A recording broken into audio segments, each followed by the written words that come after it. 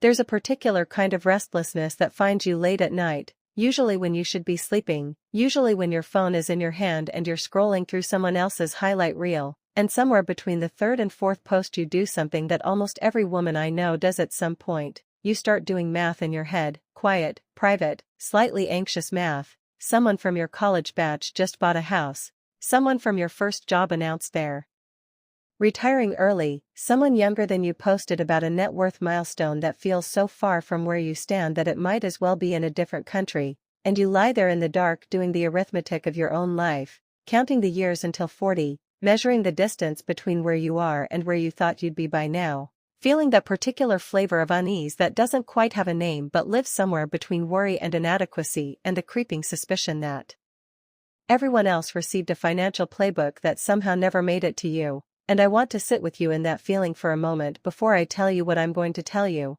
because I think it deserves more than a quick dismissal. I think it deserves acknowledgement, because that feeling is real and it's common and it's almost never caused by what you think it's caused by. Here's what's actually happening when you feel that way. You're measuring yourself against milestones that were never designed to help you, they were designed to perform on the internet, and those are two very different things, because the financial benchmarks that circulate on social media, have $1 million by 30, own a home by 28, retire at 45, they're not based on how real financial security actually gets built, they're based on what sounds impressive in a caption. They're based on what generates engagement and comparison and the particular kind of inadequacy that keeps people scrolling, and they have almost nothing to do with what actually creates a stable, free, genuinely secure financial life. And my name is Liana, and I've spent a long time thinking about the difference between the milestones that look good and the milestones that actually matter, and today I want to share 9 of them with you,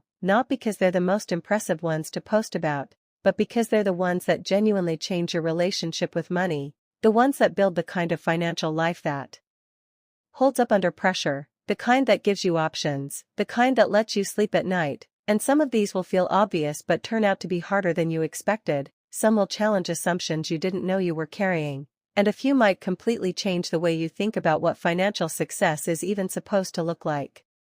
The first milestone, and I want to be very clear that this one is foundational in a way that makes everything else either possible or impossible, is zero high-interest debt, and I want to be specific about what I mean because this is not the same as zero debt entirely. We'll talk about mortgages differently later. What I mean is zero debt that carries an interest rate above 6 or 7%, credit cards, personal loans, car payments at punishing rates, anything above that threshold is not just a financial burden, it is an active force working against you every single day, compounding in the wrong direction, quietly consuming money that could otherwise be building your future, and the math here is genuinely brutal if you let yourself look at it clearly. Carrying $10,000 on a credit card at 22% interest costs you over $2,000 a year in interest alone, $2,000 that disappears into nothing, $2,000 that purchases you exactly zero additional quality of life, $2,000 that could instead be sitting in an investment account growing on your behalf, and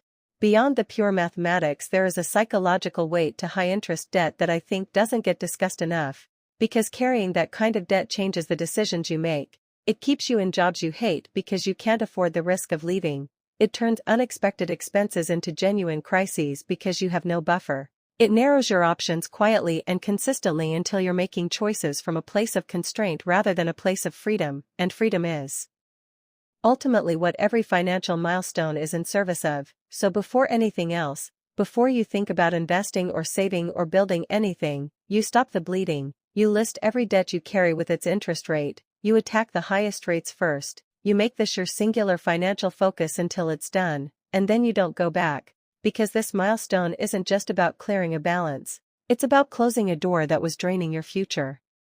The second milestone builds directly on the first, and it is the thing that turns financial security from a concept into something you can actually feel in your body, and that is a fully funded emergency fund. And when I say fully funded I mean genuinely, seriously funded, not $1,000 sitting in a savings account that you tell yourself is an emergency fund. I mean 6 to 12 months of your actual essential expenses. And I'd encourage you to think toward the higher end of that range rather than the lower end, not because I'm pessimistic but because real emergencies rarely arrive politely and alone. Job loss tends to coincide with other instability, One crisis has a way of opening the door to the next, and the cushion that feels adequate in a calm moment often reveals itself as insufficient in the middle of an actual storm. So calculate your real number: your rent or mortgage, utilities, food, transportation, insurance, minimum debt payments. Multiply that by at least 6, ideally by 12, put it in a high yield savings account that's earning something meaningful rather than sitting in a checking account earning nothing, and then leave it alone, not for opportunities, not for investments, not for the vacation you've been wanting. Just leave it there like an insurance policy against catastrophe, because what this money does for you goes beyond the practical protection it provides. It changes the quality of your decisions. When you have genuine financial reserves, you negotiate differently at work. Because you're not desperate, you take considered risks because failure won't mean ruin. You handle unexpected expenses without the spiral of panic and debt that turns a problem into a disaster. And the psychological experience of having that cushion is something I want for every woman I know, because it is a particular kind of calm that money can actually buy, and it's one of the most underrated ones. The third milestone is one that I think women in particular are socialized to underinvest in, and that is income optimization. Actively, intentionally, consistently working to earn more from your career. Because here is the truth that sits underneath all of personal finance: your income is your most powerful wealth-building tool. It is not the stock you pick or the crypto you buy or the real estate strategy you read about. It is the money flowing into your life every single month from the work you do, and if that number isn't growing, if your income has been flat for years while your experience and skills and market value have increased, something is wrong and it deserves your direct attention. Because the difference between earning $50,000 a year and $70,000 a year is $20,000 annually. And over 20 years invested at average market returns, that difference becomes something close to $1 million. That is not a small number, that is not a rounding error. That is the difference between financial security and financial fragility over the course of a career. So get genuinely excellent at what you do, not adequate, not good enough, genuinely excellent in a way that makes you difficult to replace. Negotiate your salary with data and regularity, because the raises you don't ask for are money you will simply never see. And be honest with yourself about whether your current path actually leads where you want to go. Because sometimes the biggest income jumps come from changing employers or changing your approach entirely, and staying somewhere comfortable out of habit while your earning potential quietly stagnates is one of the more expensive financial decisions a person can make without realizing they're making it. The fourth milestone is what separates the people who intend to build wealth from the people who actually do, and it is full financial automation. Because here is something I've come to believe very strongly: wealth building should not require monthly willpower. It should not require you to decide each time whether to invest, to remember to transfer, to actively choose every month between your future self and your present comfort. It should happen automatically and invisibly and consistently, like a system running in the background that doesn't need you to manage it. Because the research on this is overwhelming and the logic is simple.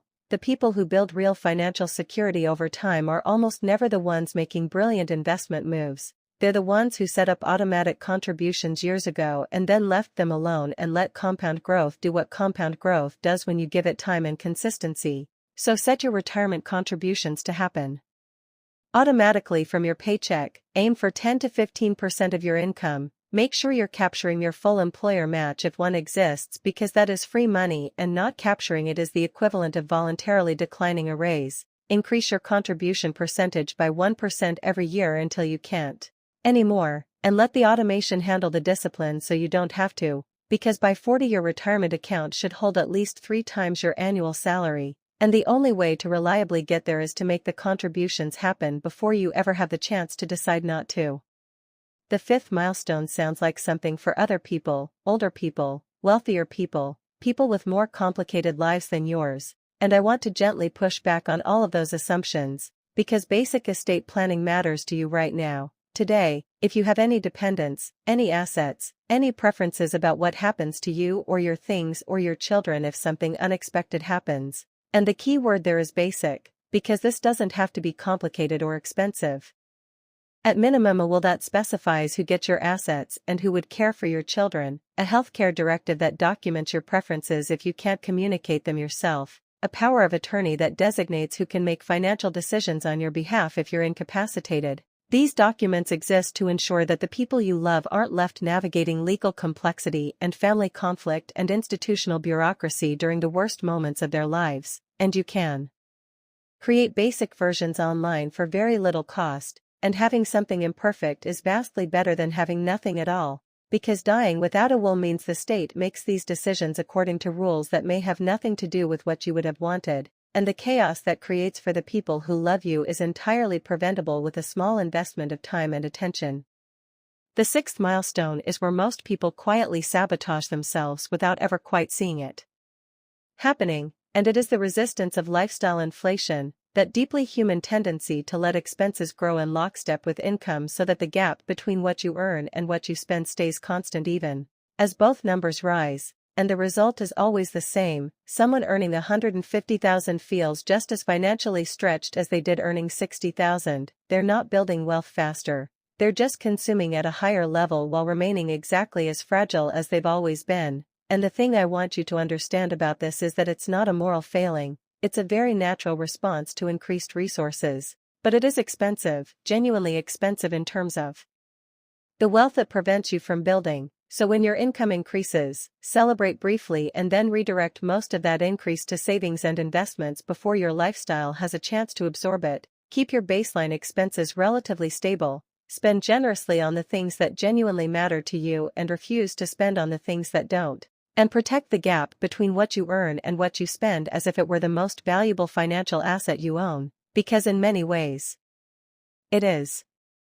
The seventh milestone applies to anyone building a financial life alongside another person, and it is genuine financial alignment with your partner, not one person managing everything while the other remains blissfully uninformed, not parallel financial lives that occasionally bump into each other, but real shared visibility and shared conversation and shared decision-making around money, because financial misalignment is one of the most common sources of relationship conflict and one of the most quietly damaging. And the reason it tends to fester is that most couples wait until there's a real problem to have real conversations, by which point positions have hardened and resentment has built and money has become something that separates rather than connects. So before it reaches that point, schedule regular money conversations. Monthly works well. Review what came in and what went out and where you stand relative to your goals. Make sure both partners understand the full picture, including the debt and the investments and the insurance and the accounts. Make sure the financial visions are compatible enough that you're working towards something shared rather than quietly pulling in different directions, because when both partners are financially engaged and financially literate, the decisions get better and the risks get caught earlier and money becomes something that builds the relationship rather than straining it. The eighth milestone is one that most financial videos skip entirely because it doesn't fit neatly into the category of money, but I think it belongs here because its financial implications are enormous. And that is investing in your physical health, because healthcare costs are one of the largest expenses in retirement, because chronic health conditions reduce earning capacity and quality of life in ways that compound over decades, because the habits you build in your 30s and 40s establish the foundation for what your body is capable of in your 60s and 70s, and because the return on investment from basic health maintenance is genuinely extraordinary: regular movement, reasonable nutrition, adequate sleep, managing stress. These are low-cost or no-cost interventions that can reduce your lifetime healthcare expenses by potentially hundreds of thousands of dollars while also giving you more years in which to earn and save and enjoy what you've built. And the most common regret I hear from people in their 60s and 70s is some version of this: I have the money now but not the body, I have the freedom but not the health to fully enjoy it. And that regret is largely preventable if you treat your physical health the way you treat your financial health, as something that requires consistent attention and proactive maintenance rather than crisis management after the damage is done. The ninth milestone ties everything together and gives it meaning, and without it all of the other milestones are just numbers, accumulating toward no particular destination, and that milestone is having a clear financial vision, a genuine answer to the question of what all of this is actually for, not a dollar amount, a life, the specific texture of the life you are trying to build, what freedom looks like for you in particular, what you would do with your time if money were not a constraint, what experiences matter most to you, what legacy you want to leave, what version of security would let you breathe fully. Because some people want early retirement and extended travel, and others want to work on passion projects without income anxiety, and others want to give generously, and others want simply to never worry about an unexpected expense again. And all of these are valid, and none of them are universal, and your vision is yours alone. And once you have it clearly, you can calculate your actual number. The invested assets needed to support that life indefinitely. The standard calculation multiplies your annual expenses by 25. So if your ideal life costs $80,000 a year, you're working toward roughly $2 million in invested assets. And that number might feel distant, but the point isn't to feel bad about the distance. The point is to have a clear, specific target you're orienting towards, so that every financial decision you make either moves you closer to it or doesn't. And that clarity alone, that having a direction rather than just a vague intention towards something better, is one of the most underrated financial advantages a person can have. Because what I want to leave you with is this: these 9 milestones are not a performance, they're not a checklist designed to make you feel behind, they're not arbitrary benchmarks borrowed from someone else's life, they are the checkpoints that actually change your financial reality. 0 high-interest debt removes the anchor, a full emergency fund protects against catastrophe, career optimization maximizes the primary tool you have. Financial automation makes building wealth inevitable rather than optional. Basic estate planning protects the people you love. Resisting lifestyle inflation preserves the gap where wealth accumulates. Partner alignment keeps money from becoming a source of division. Health investment extends the years in which you can earn and enjoy and contribute. And a clear vision gives all of it direction and meaning. And the question is never whether you've hit all of these by some arbitrary age. The question is whether you're moving toward them with intention, whether you're building systems rather than hoping, whether you're making your financial future something you're actively constructing rather than passively waiting for. And the women I've watched build real financial security over time are not the ones who had perfect timing or ideal circumstances or a head start. They're the ones who got clear about what mattered and then built consistently toward it, and that is entirely available to you, right now, from wherever you're standing.